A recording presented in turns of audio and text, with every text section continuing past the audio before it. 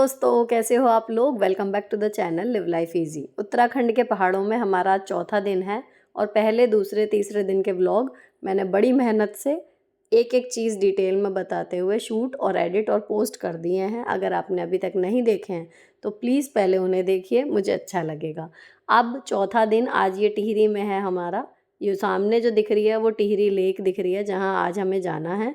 और आज के डेस्टिनेशन में बस टिहरी डैम और टिहरी लेक, वहाँ पर जितनी भी वाटर की एक्टिविटीज़ हम कर पाएंगे वो करने के बाद फिर सीधे हम आज मेरठ की तरफ वापस हो लेंगे।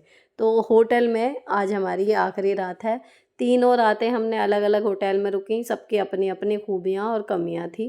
तो इनमें से कोई एक अगर बेस्ट चुनना हो तो अभी भी मैं चक्राता वाला ही चुनूँगी, by the point of vibes and feel.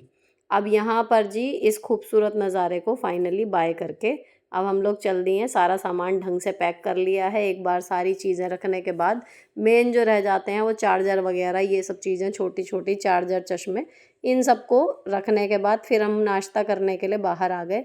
ये मेन टिहरी का हनुमान चौक है जो यहाँ का मेन मार्केट है। यहाँ पर एक हलवाई की दुकान है जो रात को हम लोग देख के गए थे, और यहाँ पर छोले भटूरे और मिठाइयाँ जो हैं वो मिलेंगी। तो इस टाइप का अभी तक हमने कुछ भी नहीं खाया था 3 दिन से। तो यहाँ पर आज हमने, बच्चों ने पहले फ्रूटी मंगाई, हम लोगों की चाय आई और छोले भटूरे हमने सुबह नाश्ते में किए। अब छोले भटूरे के बाद यहाँ पर जो है ना थोड़ी सी मिठाइयाँ जब देखी तो एक पान के पत्ते जैसे में लिपटी हुई बर्फ़ी सी थी, वो कुछ अलग सा लगा।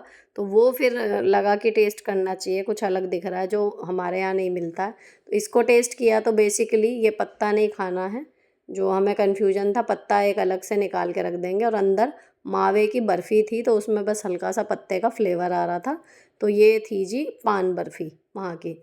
अब उसके बाद हम वापस होटल में गए, चेकआउट किया। होटल पारस था ये।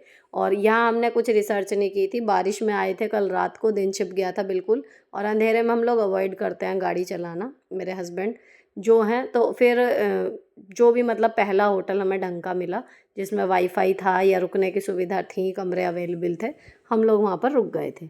अब हम लोगों की जो डेस्टिनेशन है वो सीधी टिहरी डैम की हमने इसमें सेट की। वहाँ से भी थोड़ा पूछ के निकले थे लोकल में कि टिहरी डैम कहाँ है, तो मैप के अकॉर्डिंग हम लोग चल दिए, सही रास्ते पर जा रहे हैं। लेकिन अभी जब ये रास्ता पूरा हुआ है तो हम लोग जो पहुँचे, टिहरी डैम मैप के अकॉर्डिंग जो दिखाता है वो हिस्सा है जहाँ पर डैम की सारी जो कामकाज वाली चीज़ें हैं वो होती हैं। जो पर्यटन है, जो नौकायन आप करेंगे, वो सब चीज़ें जो हैं वो अलग हैं। तो अभी हम लोग बढ़ रहे थे उस गेट की तरफ, और सामने बड़ा सा एक बोर्ड आएगा, टिहरी डैम में आपका स्वागत है, ये लिख के।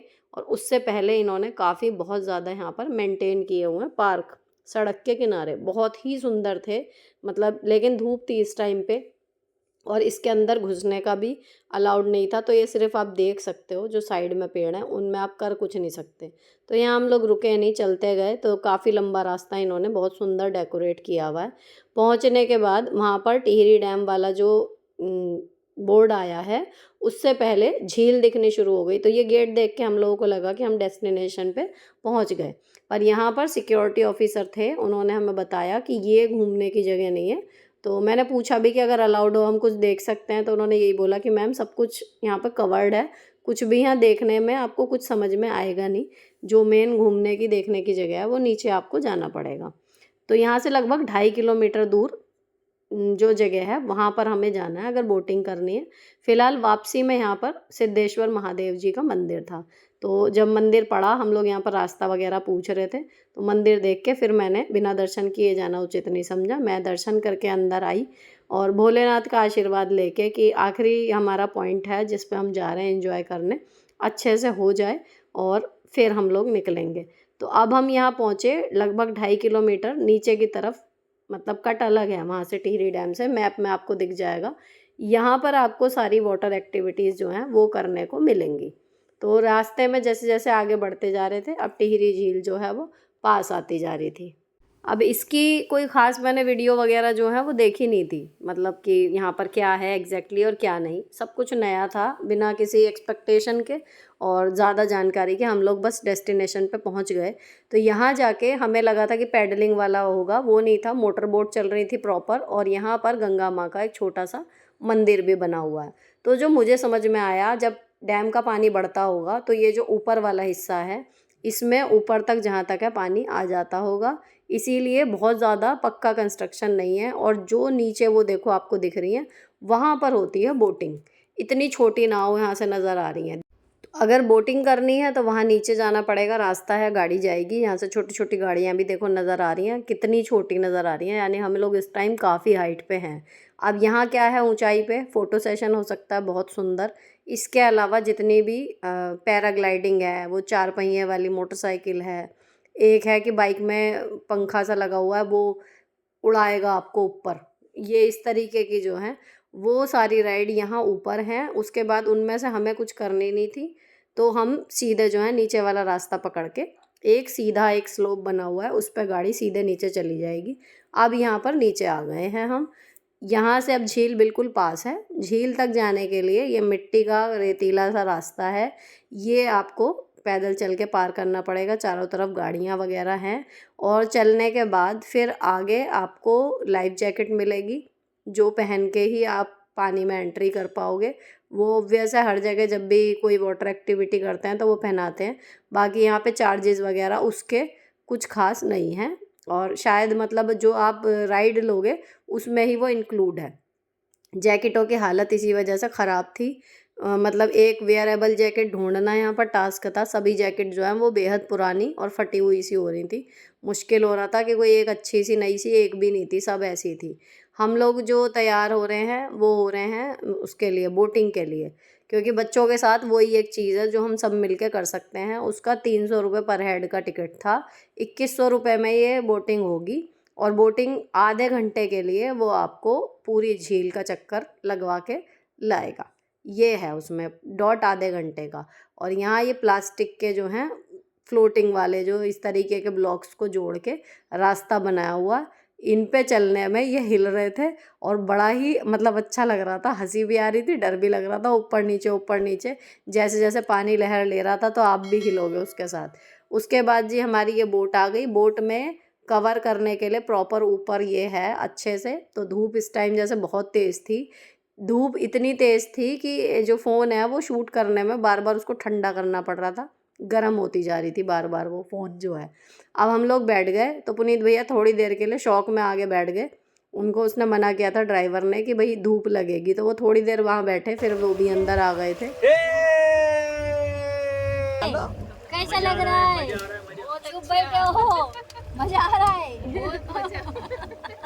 मजे मजे मजे मजे मजे मजे मजे मजे। हम लोगों ने अपनी फ़ोटो वीडियो कुछ 1-2 रील्स यहाँ पर क्रिएट की।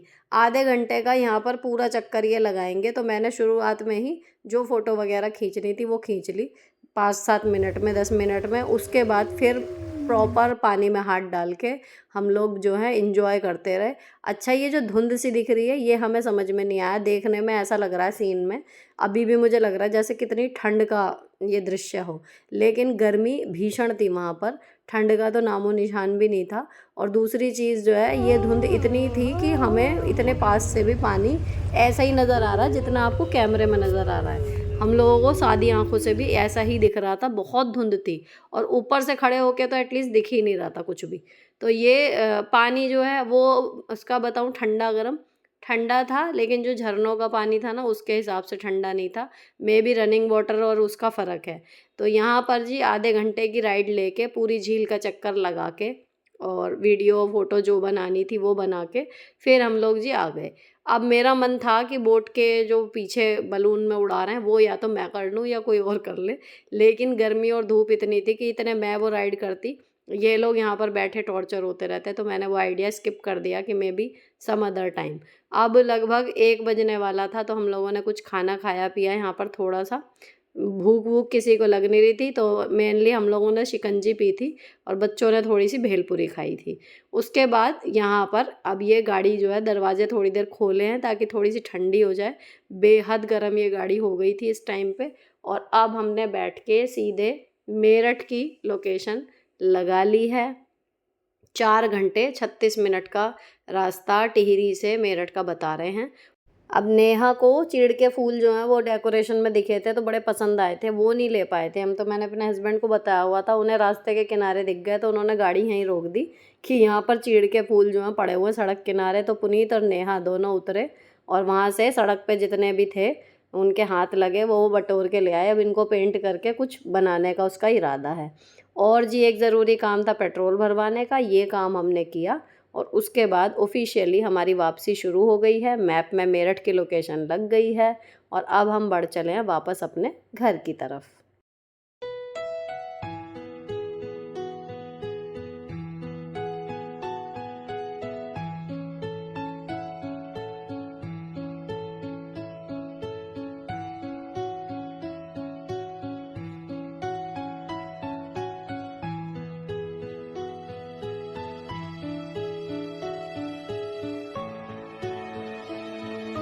रास्ता जैसा आने के समय पड़ा था उससे बिल्कुल डिफरेंट था, क्योंकि आए थे हम किसी और रूट से इधर उधर घूमते हुए बीच के हिल स्टेशन कवर करते हुए। अब जा रहे हैं सीधे, तो यहाँ से लगभग 1 घंटा लगेगा मेरे हस्बैंड को, जो मेरा अंदाज़ा है उनके ड्राइविंग के अकॉर्डिंग। 1 सवा घंटे में वो पहाड़ जो हैं वो पूरे पार कर लेंगे। तो ये पिछले 4 दिनों में अब लास्ट का 1 घंटा है जो पहाड़ दिख रहे हैं। तो मैं लगातार बाहर देख रही थी और जो लग रहा था शूट करने लायक कि G20 से रिलेटेड पेंटिंग्स वगैरह थी, इनकी मैं क्लिप्स बनाती जा रही थी। अब यहाँ से वापस जाते टाइम जब लास्ट बिल्कुल आ गया था पहाड़ों का, हरिद्वार और ऋषिकेश आने वाले थे, तो एक पॉइंट पे आके ऐसी वैली पड़ी थी जहाँ से पूरा बहुत ही दूर तक का नज़र आ रहा था। अभी तक ऐसी वैली मतलब पूरे रास्ते में कहीं पड़ी ही नहीं इतने दिनों में। तो ये देखो कितनी बड़ी है। ये पूरा ना हरिद्वार और ऋषिकेश जितना मुझे समझ में आया, हरिद्वार तो है ही है ये, लेकिन जब हम नीचे उतरे ऋषिकेश का भी ये हिस्सा है। ये सारे शहर यहाँ पर बसे हुए दिख रहे हैं, गंगा नदी दिख रही है, रेलवे ट्रैक दिख रहा है। आँखों से जितना दिख रहा था उससे कुछ 70% लगभग कैमरे में आया है, लेकिन धुंध थी फिर भी। इतना सुंदर व्यू यहाँ पर, इतनी ऊंचाई से पूरा का पूरा शहर एक बार में नज़र आ रहा था। रात में जब लाइटें जलती होंगी तो कैसा मनोरम दृश्य यहाँ पर होता होगा, ये मैं सोच रही थी। और इतनी गर्मी थी इस टाइम पे, इतनी ज़्यादा धूप थी, लेकिन मैं खुद को रोक नहीं पाई। और उसके बाद फिर जैसा सोचा था, 1-2 मोड़ के बाद फिर पहाड़ हो गए ख़त्म। उसके बाद ऋषिकेश का एरिया स्टार्ट हुआ और देन हरिद्वार। तो यहाँ भोलेनाथ के दर्शन हो गए हमें। और अब लग रहा था कि मतलब पुनीत भैया का इरादा था कि हरिद्वार होके चलें, लेकिन गर्मी और टाइम फिर हमें घर पहुँचते हो जाती प्रॉपर रात, मतलब 10 बजते। अभी हम 7 बजे तक मेरठ अपना पहुँच जाएंगे आराम से, 7 नहीं तो 7:30। तो यहाँ रुकने का कोई इरादा नहीं था, ना मेरा ना मेरे हस्बैंड का। और वाटर फन हम लोग काफ़ी जगह कर ही चुके, 2 झरने, एक झील कवर कर ली थी। तो हरिद्वार हम लोगों ने यहीं से हाथ जोड़े गंगा माँ को और फिर हम निकल लिए अब सीधे मेरठ की तरफ। इसके बाद भी लगभग 2 घंटे और ड्राइव करके, मतलब 4 घंटे 36 मिनट का वहाँ से दिखा रहे थे, लगभग 3 घंटे से ऊपर ड्राइव करके काफ़ी आगे हम लोग आ गए थे। मेरी तरफ देख लो दोनों। 4 दिन 3 रातें उधम मचा के वापस किचन में। अब ये ढाबा जैसे ही रास्ते में पड़ा, बच्चों को वॉशरूम जाना था, भूख भी लग रही थी, रैंडमली ऐसे ही सेलेक्ट कर लिया। तो देखो गर्मी तो है, लेकिन यहाँ पर ना प्रॉपर गांव वाला माहौल है। नींबू के, अमरूद के पेड़ हैं। पानी लगा रहा था वहाँ का जो कर्मचारी था। और ये देख रहे हैं हमारी ट्रिप के हीरो। इतनी बढ़िया ट्रिप इन्होंने करवाई है कि मज़ा आ गया हर तरीके से, किसी भी तरीके का ना तो डिस्कम्फर्ट होने दिया। फुल इन्जॉय किया खुद ने भी, तो हम लोग भी खूब इन्जॉय कर पाए। तो हैट्स ऑफ टू हिम। अब हम वेट कर रहे थे पराठों का, खाना आ जाए तो फिर हम लोग खा के चलें।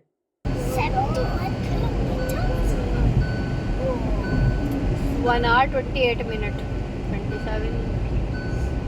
अब अक्सर ये वाली हाथ वाली फ़ोटो या वीडियो हर ट्रिप के एंड में बनी ही जाती है। इस बार मैं भूल गई, मैंने नहीं बोला, तो मेरे हस्बैंड ने खुद बोला कि वो हाथ वाली वीडियो इस बार तीनों की बनाएंगे। आराध्या भी आगे बैठी हुई है। ये पूरी ट्रिप का मैं बताऊं सबसे स्पेशल चीज़ थी कि उन्होंने खुद से ये कहा, याद दिलाया। मतलब it is too good to be real, मुझे खुद लगता है। और फिर ये 4 दिन की बेहतरीन मेमोरीज, सब कुछ दिमाग में सब कुछ चल रहा था। साथ में ये कि अब ये 1,500-2 हज़ार क्लिप्स शूट तो हो गई हैं, इनको एडिट भी करना है घर जाके। लेकिन इतना कंटेंट मतलब मैं फील कर रही थी कि wow, what a lovely trip. सारी ट्रिप में इतना ज़्यादा एंजॉय किया, जितना हमसे हो सकता था हमने अपना 100% दिया और एंजॉय करने में कोई कसर नहीं छोड़ी। और घर आके वीडियोस के ज़रिए कोशिश यही कर रही हूँ कि जो हम फ़ील करके आए हैं उसकी फ़ीलिंग आपको भी आए, आप महसूस कर पाओ कि हमने क्या फ़ील किया था। ख़ैर, ये ट्रिप का लास्ट वीडियो है, यहाँ पर ट्रिप ख़त्म होती है। इस ट्रिप से जुड़े हुए बहुत सारे सवाल आए हैं, कोशिश करूँगी उनको कल के वीडियो में पिरो के आपसे बात करने की। तब तक के लिए अगर ये वीडियो पसंद आई हो तो चैनल को सब्सक्राइब किए बिना मत जाना। मिलती हूँ आपसे नेक्स्ट वीडियो में। Till then bye bye, stay beautiful always.